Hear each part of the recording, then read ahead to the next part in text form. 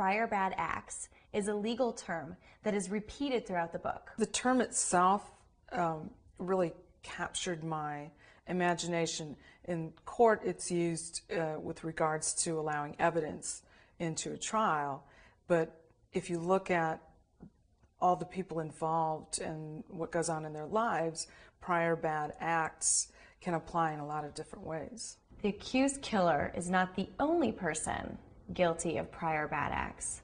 How does this drive the action? Immediately your focus is on the obvious bad guy. Then as you come to see that there are a whole lot of people here who have things going on in the background of their lives that are secretive or wrong or strange.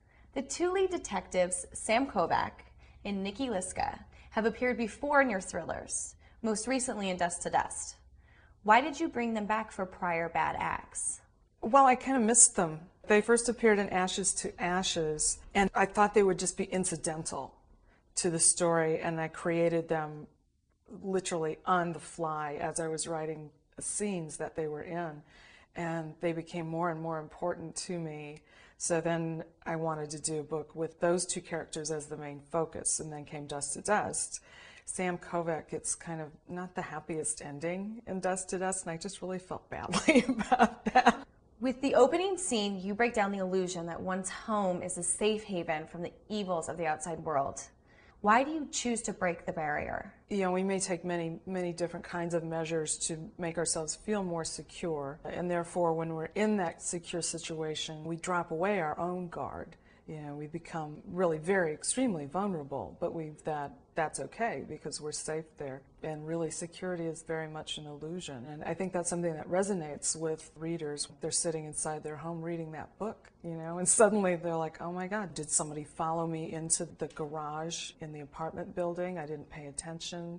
I could have let in a stranger. I think that's something that everyone can relate to and everyone is frightened by. And, you know, being in the business of writing thrillers, I think people, you know, they want to be frightened. The main crime around which this book revolves is extremely brutal and gruesome. What do you go through mentally to come up with these crimes and their details? That particular case was sort of a mixture of two actual cases, one of which involved the BTK serial killer who's just been in the news recently, and the other being a case that took place in Minneapolis years and years ago and stuck with me like nothing else has ever stuck in my memory. It was a crime that was just so heinous. What would you say to readers that have never picked up one of your novels? Lock the doors. Don't read it before you go to bed. Don't read it before you go to bed. Lock the doors and hang on to your hat. Tami Hoag's suspenseful thrillers captivate readers with crisp writing, fascinating characters, and addictive lightning-paced action. Her novels keep readers on the edge of their seats from beginning to end.